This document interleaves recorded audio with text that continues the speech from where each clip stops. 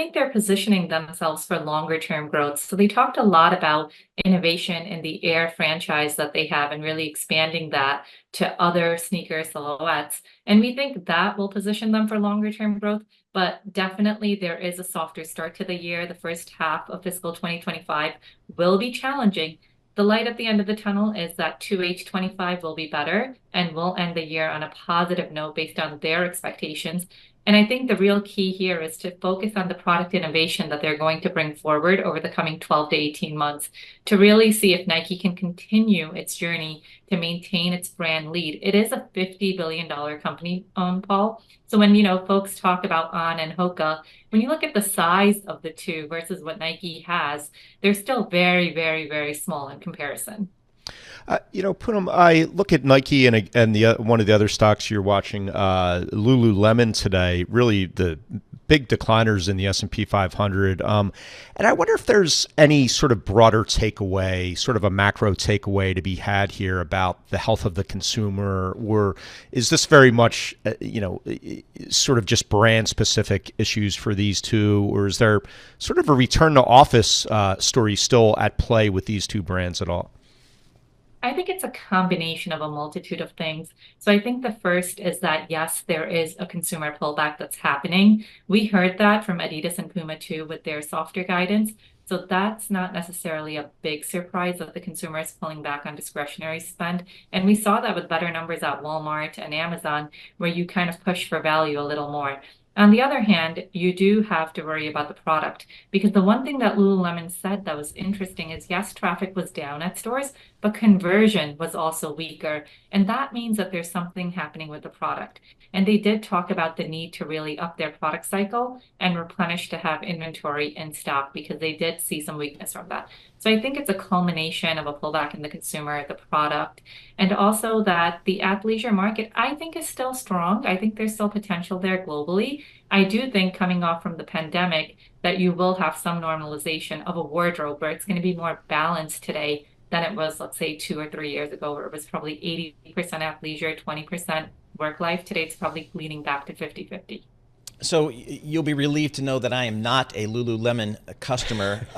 But talk to me about like fashion. Is it, I mean, it's all a similar type of fabric and fit. So is it just colors and patterns and things like that? How do you change that up? Because I know getting the fashion right is so important, for the companies that you follow.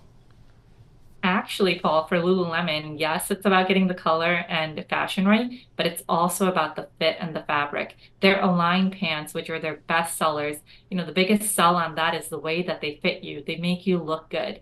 And every woman wants to look good. So that's the differentiator between a Lululemon yoga pant and let's say a Nike yoga pant. There is a difference in the quality of the pant that you're wearing and the fit that it has. Don't kid anyone. Paul's wearing yoga pants right now. Yeah.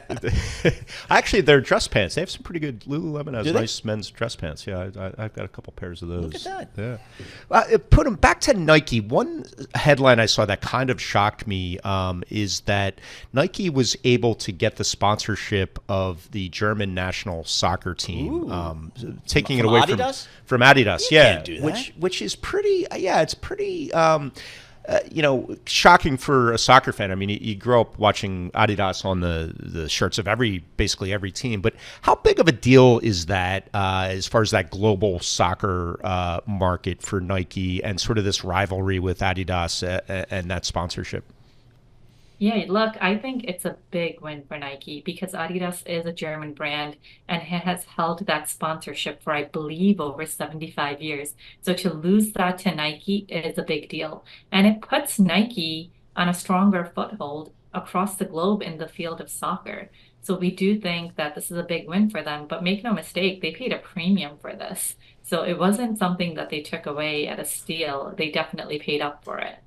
So I did just watch or recently watched the movie The Jordan, and kind of the story about how he got and the relationship with Nike and kind of how that all plays out. But now the dollars are just so much bigger. So, Poonam, as you look across the Poonams, I mean the Nikes of the world and the Adidas and the Pumas and things like that, is that still a huge part of their marketing strategy? Is to align themselves with teams, with individual players? Is that still as big as it always has been? It is as big as it's always been, but now it's harder to come up in that playing field with some of the major players unless you have deep pockets. So really only Nike and Adidas can afford to spend the money that they're spending to win these leagues and their players. These smaller companies like Puma you mentioned and Under Armour, they're making a bet on rookies. So you saw the success that Under Armour has had with the Curry franchise, and that bet was made a long time ago.